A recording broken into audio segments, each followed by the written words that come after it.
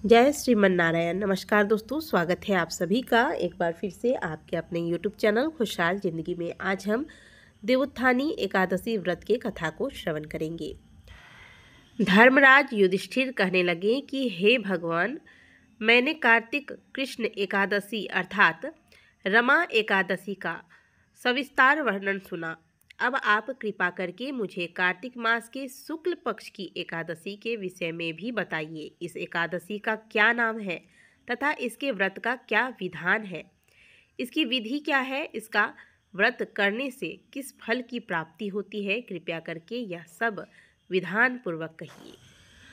भगवान श्री कृष्ण बोले, कार्तिक माह के शुक्ल पक्ष में तुलसी विवाह के दिन आने वाली इस एकादशी को विष्णु प्रबोधिनी एकादशी, देव प्रबोधिनी एकादशी, देवोत्थान एकादशी, देव उत्थान एकादशी, देव उठनी एकादशी, कार्तिक शुक्ल एकादशी तथा प्रबोधिनी एकादशी भी कहा जाता है। यह बड़े बड़े पापों का नाश करने वाली है। इसका महात्म्य मैं तुमसे कहता हूँ, ध्यान पूर्वक सुनो। एक राजा के राज्य में सभी लोग एकादशी का व्रत रखते थे। प्रजा तथा नौकर चाकरों से लेकर पशुओं तक को एकादशी के दिन अन्न नहीं दिया जाता था। एक दिन की बात है, किसी दूसरे राज्य का एक व्यक्ति राजा के पास आकर बोला, महाराज कृपा करके मुझे नौकरी पर रख लें। तब राजा ने उसके सामने एक शर्त रखी कि ठीक है, रख लेते हैं, किंतु रोज तो तुम्हें खाने को सब कुछ मिलेगा, पर एकादशी को अन्न नहीं मिलेगा। उस व्यक्ति ने उस समय हाँ कर दी, पर एकादशी के दिन जब उसे फलाहार का सामान दिया गया तो वह राजा के सामने जाकर गिड़गिड़ाने लगा कि महाराज, इससे मेरा पेट नहीं भरेगा, मैं भूखा ही मर जाऊंगा, मुझे अन्न दे दो। तब राजा ने उसे शर्त की बात याद दिलाई, पर वह छोड़ने को तैयार ही नहीं हुआ। तब राजा ने उसे आटा, दाल, चावल आदि दिए। वह नित्य की तरह नदी पर पहुंचा और स्नान कर भोजन पकाने लगा।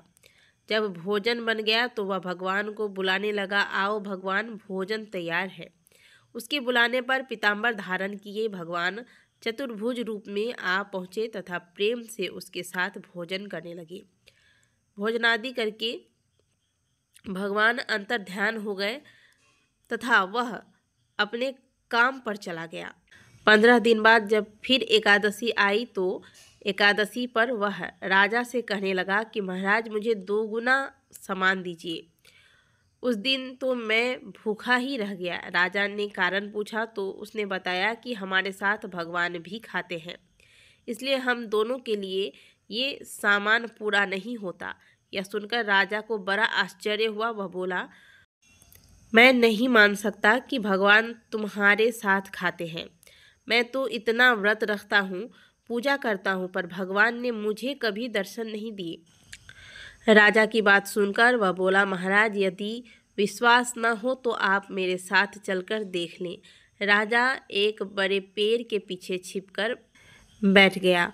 उस व्यक्ति ने भोजन बनाया तथा भगवान को शाम तक पुकारता रहा, परंतु भगवान न आए। अंत में उसने कहा, हे भगवान, यदि आप नहीं आए तो मैं नदी में कूदकर प्राण त्याग दूंगा।